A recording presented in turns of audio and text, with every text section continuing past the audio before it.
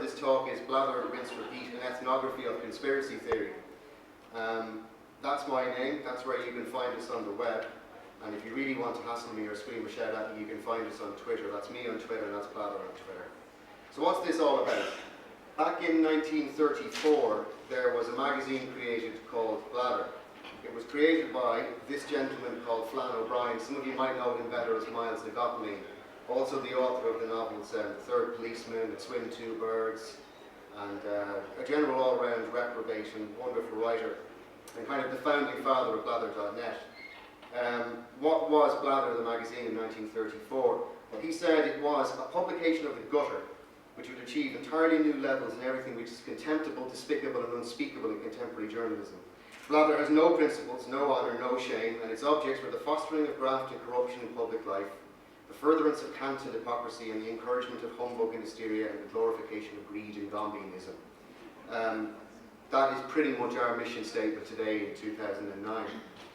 Blather only ran, I think, for a couple of issues. He kind of ran it into the ground, really. So skip forward a couple of decades to 1997.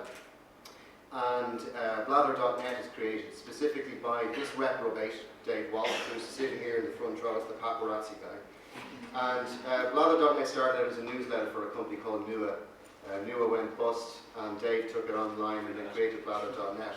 So what's it all about? Well, Blather.net it's been online since '97, and we talked about just a bewildering kind of array of stuff. There's about 5 or 6 of us who write for the site, and we write when we feel like it, we don't get paid, we make no money, and we do the thing really for the love of it. So some of the subject matters that we talk about, principally, we spend our time doing this. We try not to take things too seriously, but some of the, just so to give you an overview of some of the subjects we talk about on a regular basis. There's climate change. By the way, each of these words has a hyperlink below. This presentation is available online on Blather.net. I encourage you to go off and explore the whole thing in your own time if you want, and read each of those articles if you can be bothered. So we talk about folklore, alien big cats, cartography. Specifically, there's a pet project of mine called the Map of the Weird, which is a Google map, which to my incredible astonishment about a week and a half ago I discovered has actually been viewed 111,000 times. I literally had no idea. I thought like 50 people had looked at it. I don't know who's looking at it, but somebody is.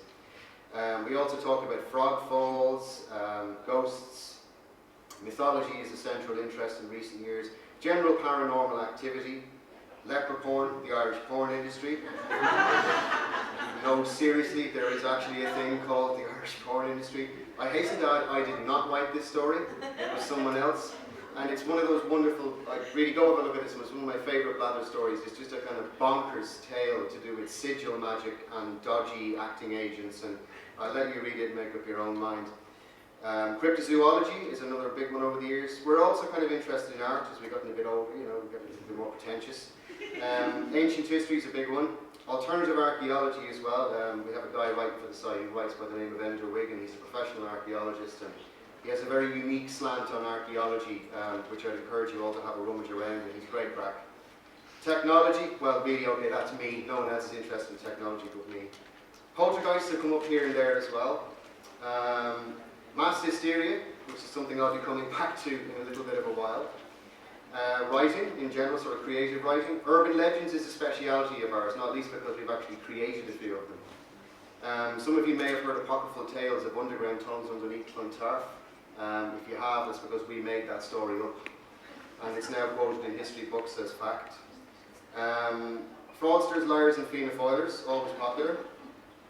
The consumption of alcohol, and general random lunacy.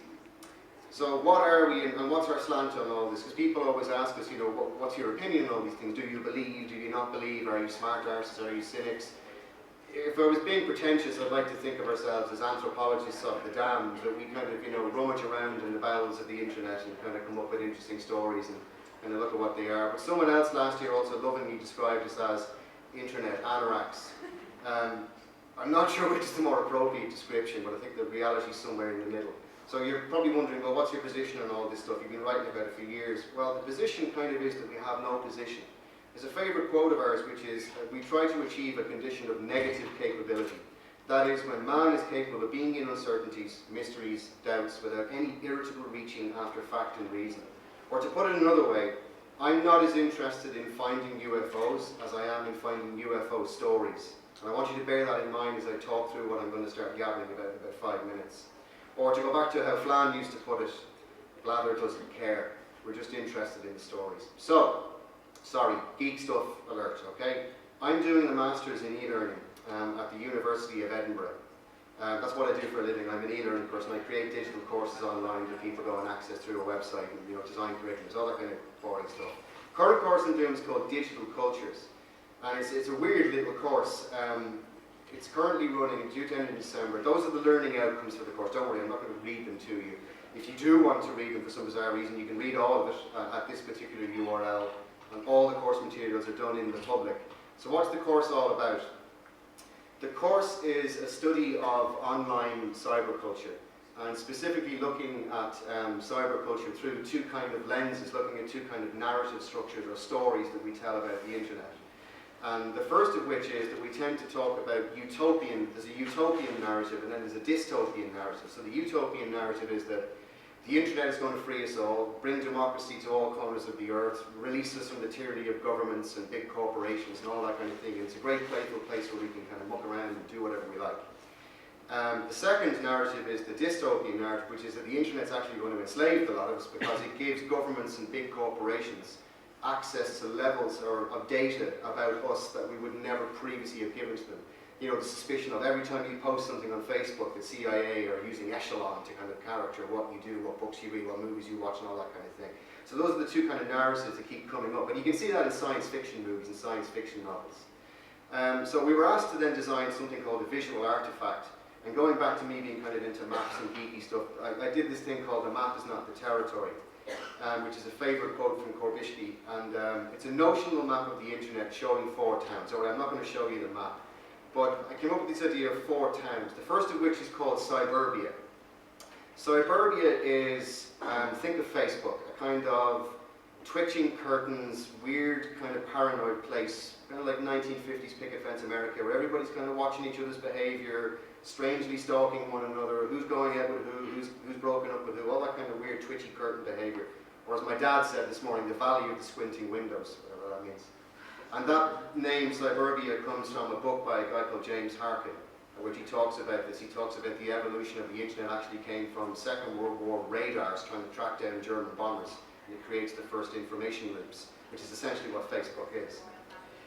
Second town is called Siberia. This comes from Douglas Rushkoff's book of the same name from 1996. Siberia is like the land of infinite opportunity. Think of Second Life, think of virtual worlds, think of games, think of the freedom of the internet, that a person who might have a physical disability can fly in virtual space, but Siberia is going to release us all and kind of save us from ourselves and so on. I'd also encourage anyone to go back and read Rushkoff's book from '96, because what you begin to learn is that the internet as we currently use it was born out of a particular counterculture movement by a bunch of people who were taking basically shed loads of psychedelic drugs and playing around with virtual worlds and so on. Third town is called Deadwood. How many of you know what rickrolling is? Put your hands up if you know what rickrolling is. Put your hands up if you've been rickrolled, actually. This is the phenomenon whereby you go to YouTube and you want to watch a video on the latest Call of Duty game and you end up watching a bloody Rick Astley video one more time. This comes from a place called 4chan, and 4chan is like the Wild West of the internet. Also the Anonymous movement, some of you might know, which basically said we're going to take the Church of Scientology down, also came from 4chan. It's a place where netiquette doesn't exist. People just abuse one another left, right and centre. So for example, another example, think of the comment section on generally any YouTube video. For some reason on some websites people behave very well, like Flickr.com, everybody's very polite and constructive. On YouTube it's the most bile-filled, hate-filled place on the internet. It's extraordinary the levels of vitriol. And that's a link there where Rushkoff himself tried to write about the said 4chan, and it got DOS attacked to the point where he had to take the article down. So it's an interesting kind of place where there's a lawlessness still on the internet out there. And then the fourth town is called Disturbia. And this is really what I'm going to focus on for the next little while and talk about. And Disturbia to me is a place of just intense paranoia, cynicism and conspiracy theories. It's where conspiracy theories live. So let's get into this a little bit more.